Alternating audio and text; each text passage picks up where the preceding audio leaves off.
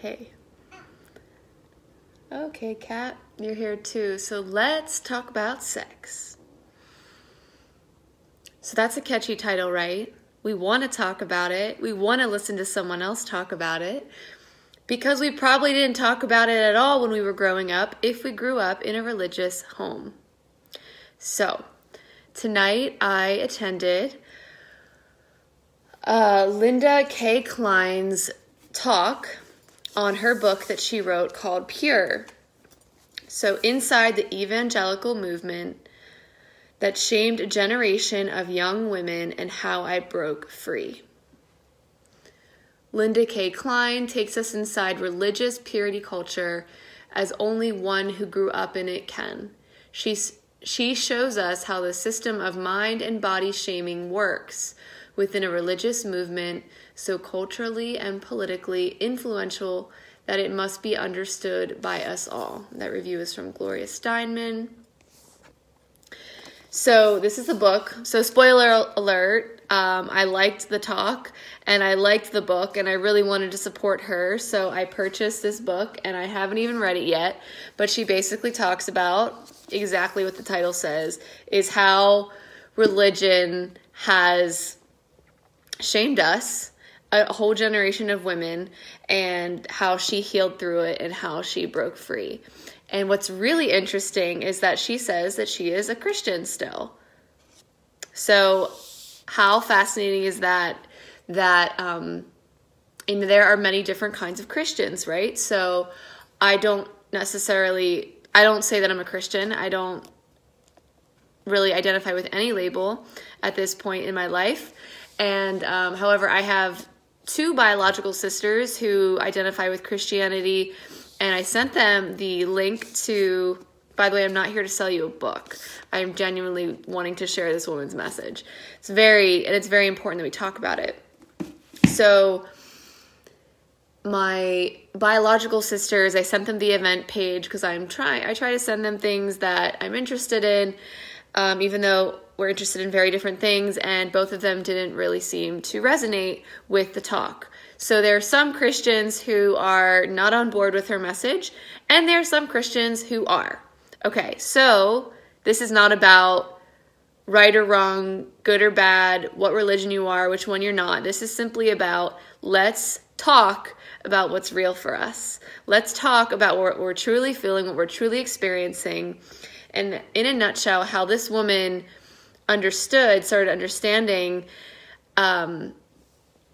how she was not broken, actually, is that she left her Christian college, went to a liberal school in New York City, and she would talk about her problems of like experiencing deep shame and like PTSD like experiences when she was relating with her boyfriend, and they wouldn't have sex, but she would begin to feel, those sexual desires, and she would be like, oh my gosh, I'm so dirty, I'm so wrong, like feel intense shame that she was feeling this, and it gave her severe anxiety and not a very healthy lifestyle, right? Because sex is part of our life.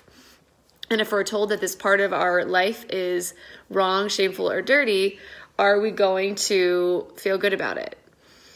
Probably not. And she identified, so this is from Brene Brown that she spoke about. She said that shame and guilt are different, and this is how they're different. Guilt is, I did something wrong. Shame is, I am wrong. Guilt can be helpful for identifying how we may have fucked up in the past. Shame, however, is not helpful because we are not inherently, wrong or dirty. Someone may have told us that we were. So, and we can, really bond over this, the various words that may have been used in the religious cultures growing up. One she said that I identified with is that women, or identified as stumbling blocks for men, right? So you mean I'm a stumbling block, so I'm a problem to this man because of who I am. Basically saying there's something inherently wrong about who I am. Constantly being told that I need to cover up more, speak in a different way, not speak, actually, in particular, is what my experience was. Wear longer dresses, higher tops, consistently being in a place where I had to adapt to make sure that I wouldn't be a stumbling block for men. So basically saying it's my fault if I become that, and it's not the man's fault. So this has, and she highlighted, and I agree, this has started way before evangelical Christians started the purity movement, with the purity rings and the purity pledges and the books about it. I Kissed Dating Goodbye. This was literally a movement, and the federal government received funding to continue the spreading of this message. This culture has died down a little bit, and apparently since 2006, and apparently since then, a couple of years ago, it has been increasing in popularity again. I found it really interesting that the federal government is receiving funding to spread this message. Okay, so there's so many things I could say about this, and I'm feeling really tired. And I also don't want to I want to make sure I'm not rambling, but I also know that a lot of people couldn't make it, so they want to hear what, she said. So, point one is that you can be a Christian and identify with her book and her words. Just want to make that clear. She is a Christian. The woman in front of me in line is a Christian. This is not about religion. This is simply about being who we are and not being shamed for who we are. She did say the word patriarchy once, and I was super excited about that. I was like, thank you. Thank you for shedding light on the fact that this has been a problem, an issue for way longer than evangelical Christianity has even existed. So she said, highlighted, the main thing we can do is come together and talk about our experiences, because that's what worked for me. So she went to her liberal arts college, recognized that nobody that she was around at this college could identify with what she was dealing with. So she called up all of her old youth group friends and did some research, and actually moved back to her old hometown and really dove deep into, what are we all experiencing? Am I alone here? And she recognized that all of her friends from youth group, from church, her female friends, were having very similar problems in their adult life. And she put these things together and recognized that their teachings were affecting them in their relationships. And they were all having relationship issues. They were all having issues with their sex lives, with their sexuality, with their truest authentic expression, and that many, if not most, if not all of them, were carrying shame in some way, that they were wrong for simply being a woman and simply for having sexuality be a part of their life, which we are sexual beings. We came into this world via sex. It is a normal and natural part of ourselves and of our lives, and we are talking about it more, and we're talking about it more right now.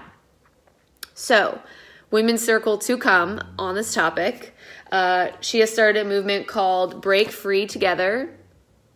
And I told her, I was like, look, thank you for inspiring the next Women's Circle topic, or, one of them. And we're definitely going to be gathering together to talk about this topic. And on the front of her note card, here's some things to ponder. Okay. Did you ever get the sex talk? Tell us the story. And even if you weren't a part of an evangelical church growing up, about 25% of our population is or was. And when that much of a population is involved in a movement, it just naturally ripples out to the rest of the culture. So this has, I'm sure, influenced all of us in some way or another, which is really important to note. So did you ever get the sex talk? Share the story, if you want. What did your family, religious community, or other influencers teach you about sexuality, and how did it impact you growing up? Amazing thing to contemplate. So I'll answer really quickly, just to start some vulnerability here. Did I ever get the sex talk? No. I only was ever told that babies came into the world through the grace of God. I don't know what the fuck that meant, but I was like, I don't think it's a stork, but I don't really know. How do they actually get here? God is how they get here. Okay, got it. So what did your family, religious community, or other influencers teach you about sexuality, and how did it impact you growing up? The biggest thing that I was told is that I just needed to cover up more and talk less. So I was like, okay, that was my view of my sexuality, was quiet yourself. And how did it impact me growing up? Well, I just started opening up my throat like a year, two or three ago. And all of the sexual healing directly impacts our ability to share our truth. Fact in my world. Sexual healing affects our ability to share our voice. This is my opinion. Take what resonates and leave the rest, always. Next thing on her card, something to contemplate. Describe or consider an experience that made you question something about sex or sexuality that you had previously held as a certainty. So, okay, we women are waking up. We are waking up. We are becoming more intuitive. We are recognizing that things we've been taught since we've been a child are not our truth. That we were told that it was true, and it's not for us. It might be for the person that told it to us, but we are no longer accepting other people's beliefs as our own. We are tapping into our own wisdom that lives within ourselves, and we are recognizing that it might not match with what we've been told our entire lives. This is like the basis of women's circles, is simply connecting to your own truth.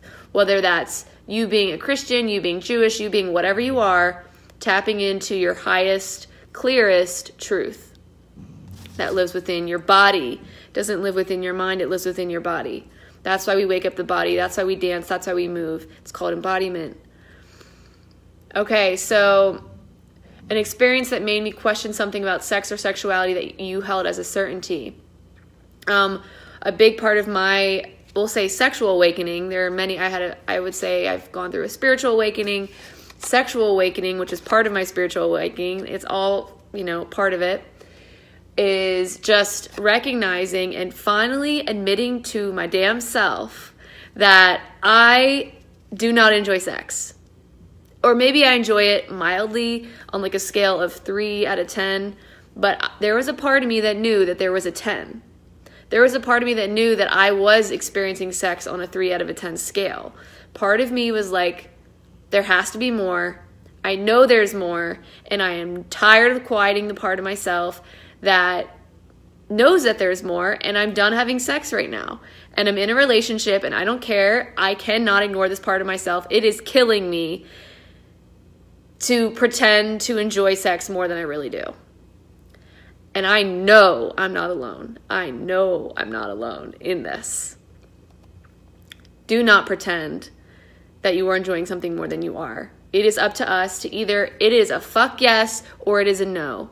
Always. And the more we can stand in our truth of our fuck yes or our no, the more we will continue to grow and be the highest and best versions of ourselves, live our dream lives, manifest all that we want in this world, and make the world a better place. Truly. It comes down to listening to that inner wisdom and honoring our yeses and honoring our nos. I digress. Coming back to this card, the next thing. So that was a big experience for me of finally saying no lovingly and letting go of what was going to happen as a result. Am I going to lose this relationship? Am I going to, become a nun? I don't know. I just didn't know, and I was okay with the result because I could not listen to myself anymore. Okay. Another thing to consider from beautiful Linda Kay Klein. What have been the legacies of the sexuality teachings you were raised with on your adult life?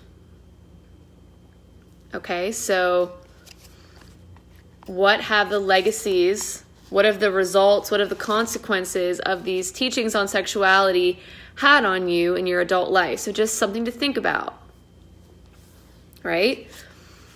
as I moved back into having sexual experiences after 9 months of not knowing how long my period of abstinence was going to take,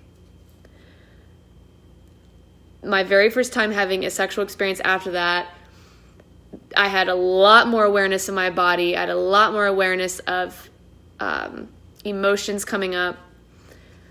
I'm a very deep person, and I can now do a lot of inner work on my own, and I'm so grateful for that. And that first sexual experience after 9 months of abstinence, very symbolic, by the way, 9 months is what it ended up being, I experienced a lot of shame.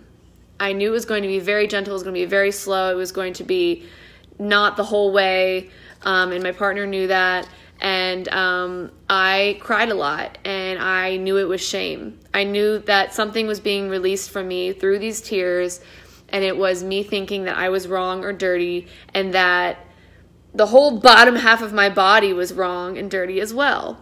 And so I'm a very sensitive person. Many of you probably are as well, and so I'll share this. I was deep in meditation recently, and I remember the feeling. So this was probably before I even spoke the English language yet. I remember the feeling that I had coming into this world to a father and a mother who also supported him, who thought that women were less than men, truly. And that was very ingrained and programmed from Christianity, and didn't have enough of his own center to have his own opinions on the world, and just adopted the opinions of others because it felt right. I honor this person in my life, who is my father, for doing his best. He's doing his best, but I did come into the world feeling, as a very small baby, feeling that I was less than from the very beginning. Because he was one of those people, which is so antiquated, that wanted a son, wanted the firstborn son, that's a big cultural thing. So that was how I came into the world, was, wish you were a Ray, not a Rebecca, and I was experiencing that feeling in meditation, and letting it arise, and noticing it, and loving it, and integrating it back into myself in a more loving way. I can talk about that more another time, which is healing ourselves, because time is not linear. We can go back in time and heal something and look at it in a new way, and it literally heals it, at least a little bit. Depending on the degree in which you believe that it's actually going to heal it, it will heal, which is pretty cool. So healing our timelines, I can talk about that another time. If anybody wants to hear more about that. So yes, the legacies of the consequences of sexual teachings have affected me in such an immense way, and I could share about it probably for hours. And this is something I'd love for all of us to contemplate together, is that. And just really look at the beliefs that we hold right now about sexuality, and be like, was I taught this? Is this something I truly believe? It's as simple as that. And taking an honest look. So what do you wish your partners, sexual, romantic, platonic, etc., understood about what it's like to be you? That's a big one. I could see this as a letter to the men, a letter to the partners of women who grew up in purity culture. And my partner is learning all of this, and what I recognized is that it was a big aha, and so simple. I recognized that he doesn't move through sexuality with shame at all, and I recognized that the majority of his sexual experiences were positive, and he has positive memories. And I recognize that on the other hand, so we have the same amount of sexual partners, by the way. I think it's 13 is the number. So we both have the same number. Most of mine were in college, and high school and college. Clearly, yeah, they were actually only in high school and college, because I've only had one since I've been out of college, which is hilarious, that shift. I recognize myself not about to say that number, but I'm like, why the fuck would I not say that number? Again, taboo. How do you say that? So what do you wish your partners understood about what it's like to be you? What it's like to be me is that the majority of my sexual memories are not good. They're not positive. And on the other side, my partner, who's had the same amount of sexual partners, the majority of his sexual memories and experiences he remembers as positive. So those two people coming together, positive experiences, negative experiences. Imagine how much differently you probably relate to sex and what these differences are. That was like a big aha for me, semi-recently actually. And I cried when it came to me. I was like, holy shit. What, for him, what an honor. How amazing to have all these positive memories of all your sexual experiences.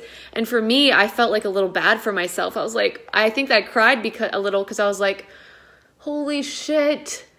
This sucks that I have all these negative memories of my sexual experiences. This sucks that I remember my sexual experiences as me saying, like, part of me, most of the time it wasn't a fuck yes, you know? That sucks. And I felt bad for myself, and I now have compassion for myself, and it's not helpful to like feel bad for myself, but it was really positive to see the difference in how we relate to sexuality. We relate to our lives based off of our past experiences. Crazy. So if the majority of your past sexual experiences were not positive, you relate to sexuality based on how you've experienced it before.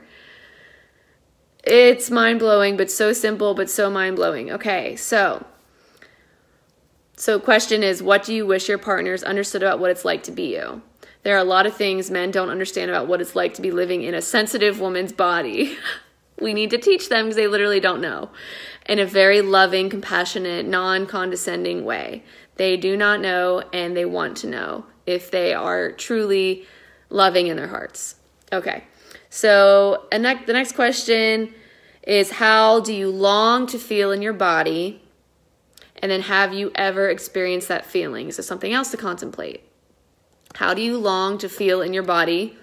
I think the one word that we all can agree upon is free. Free in the body.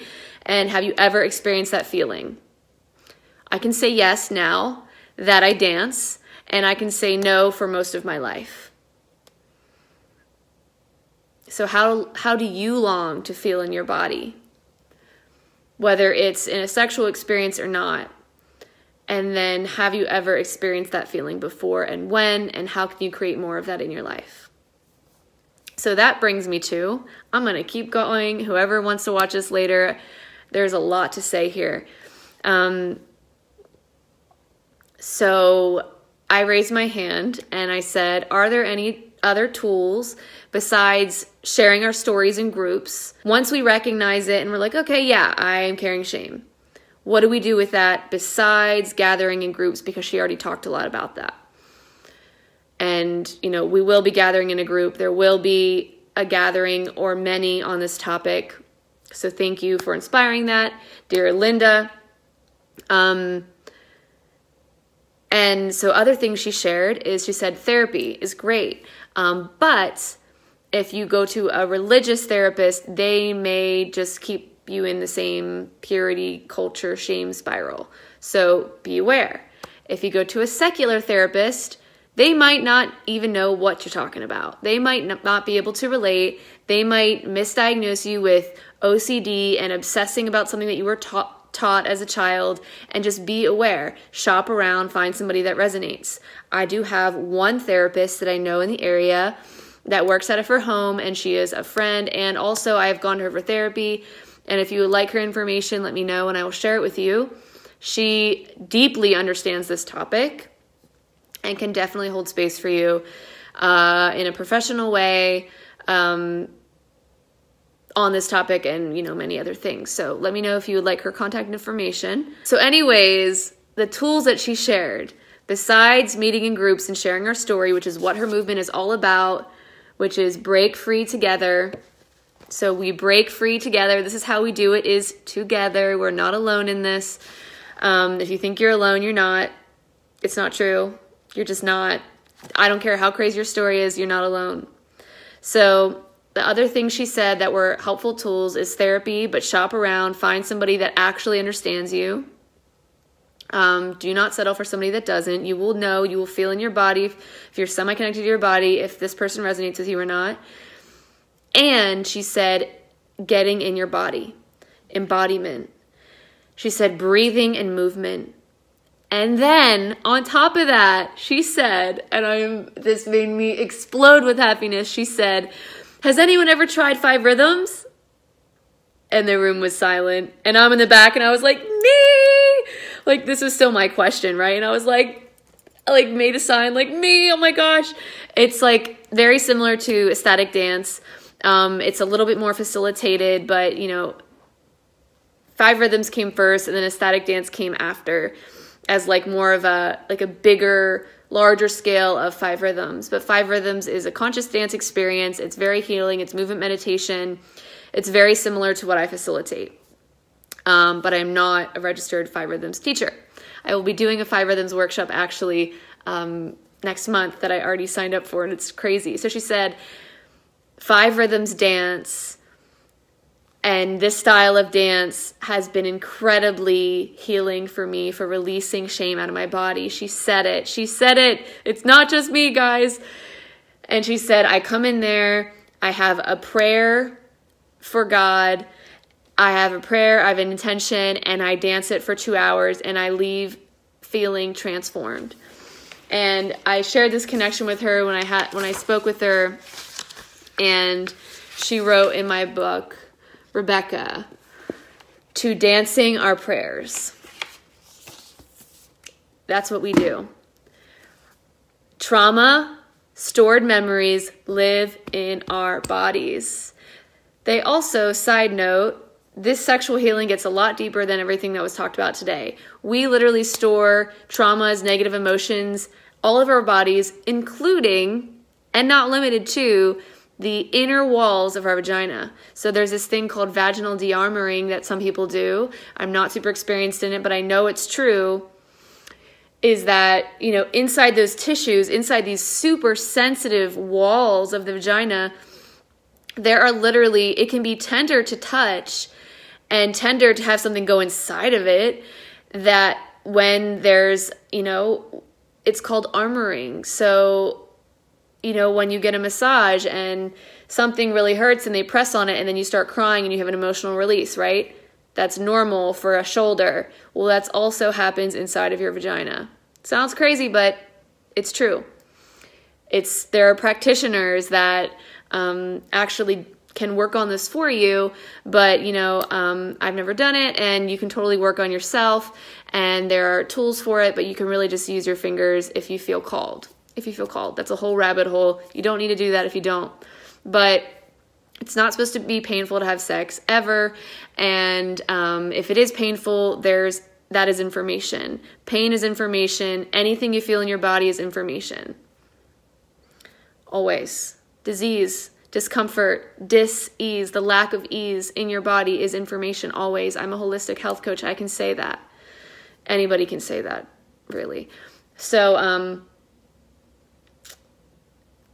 this is so much talking. But it's such a big topic. So anyways, Linda validated and expressed to the entire group that this conscious dance practice has been incredibly healing for her, for releasing shame out of her body, for helping her understand that a lot of wisdom lives here, and for helping her realize that, and helping her form a relationship with a part of herself that she told was dirty and wrong and impure, right? This purity movement. She's impure. Her body is impure when in fact it's super not.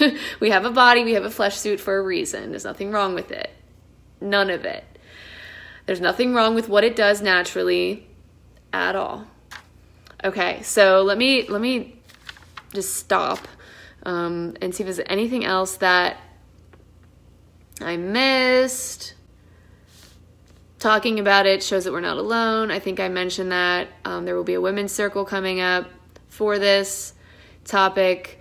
I met a whole group of women tonight. They're in a Facebook group together called, and it's a massive Facebook group apparently, called exvangelicals.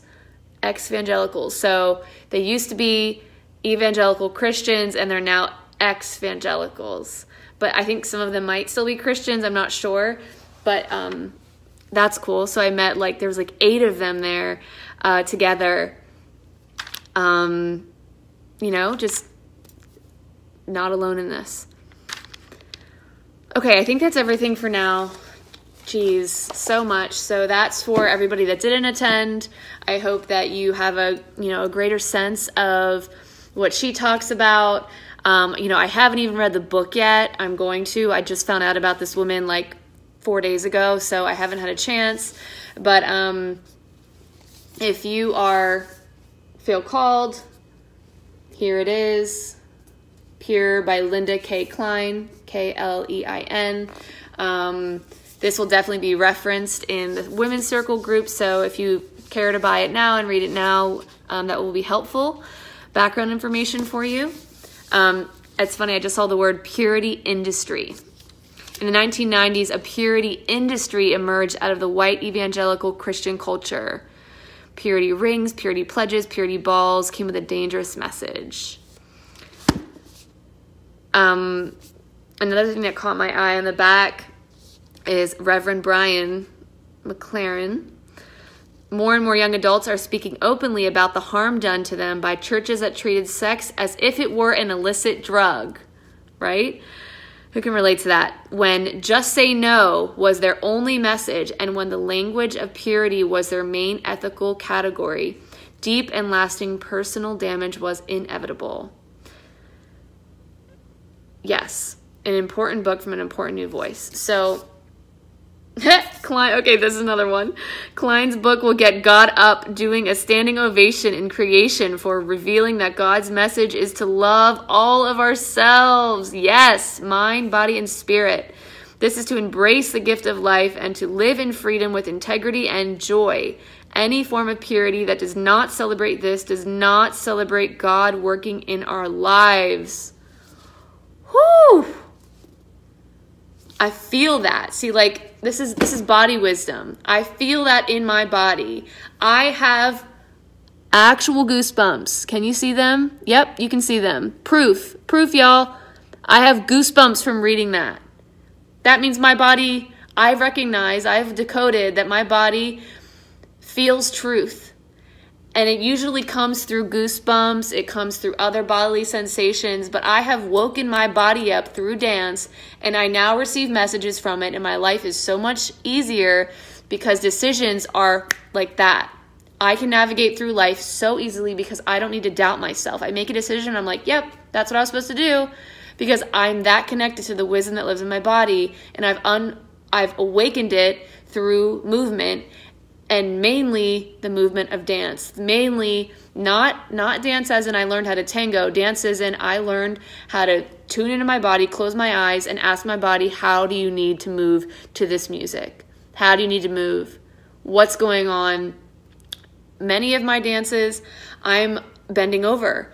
I am releasing the muscles in my lower back because there's a lot of shit stored in my lower back. So I'm constantly bending over, stretching it, making it feel good.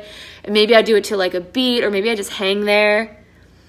Dance is simply movement, and it's free, true movement, and that's why it's freedom in the body, because it's truly listening and doing what you need to do.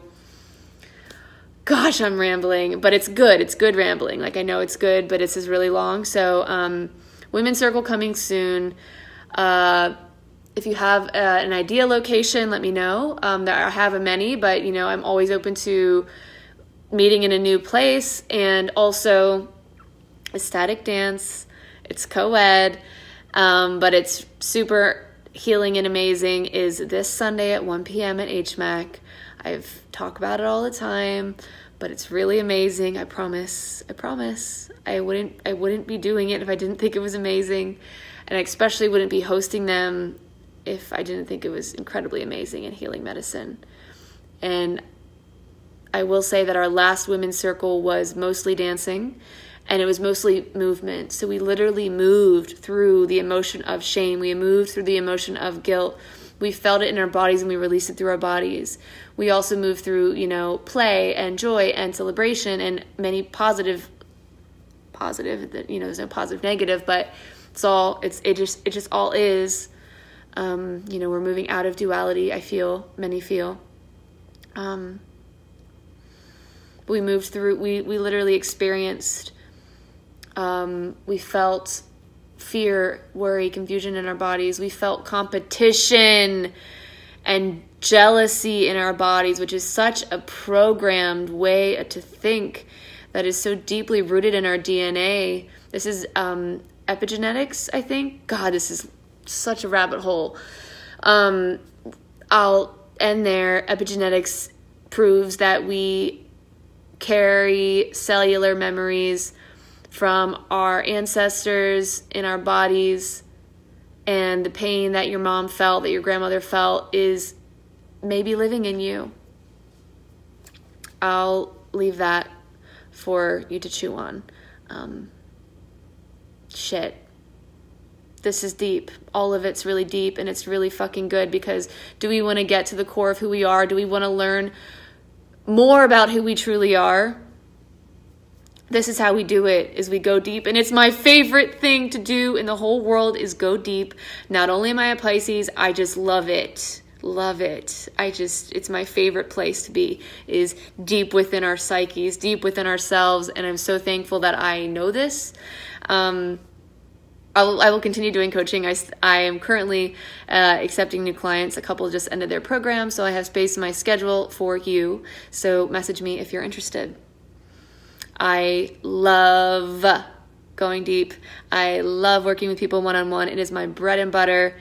I'm actually, I love creating events, but I think my absolute, if I had to choose one specialty, the thing I'm the best at is sitting down with someone and being their guide into themselves. Truly. I think that is my highest gift. So I'm offering that to you. Message me if you're interested, and we'll jump on the phone and see if we're a fit to work together. And I'm ending now, and it's really late, and I think I've been talking for like an hour. I started this at 11:11. What the fuck? See, there's so much to talk about. Love you all so much. Let me see if there's any people I need to say hi to. Your hair looks great. Thank you. Thank you. I love you. All right. Good night, everyone. Dang, I just now saw this. I'll have to go back and watch later. Yeah, there will be a replay posted. Meg, excellent messages. Hell yes. Dance is the best medicine to help us with all these aspects of ourselves. Thank you for sharing. Thank you for confirming this message that dance is the best medicine. Truly it is. But yeah, okay. Time to go to bed. Oh, I was so tired before I started this, and then I started talking and the energy started flowing. That's what happens. That's what happens. You connect into something you're excited about, something you're passionate about, and the energy just flows. Doesn't matter what time of day it is. Doesn't matter how tired you are. When, spirit is moving through, it just comes through.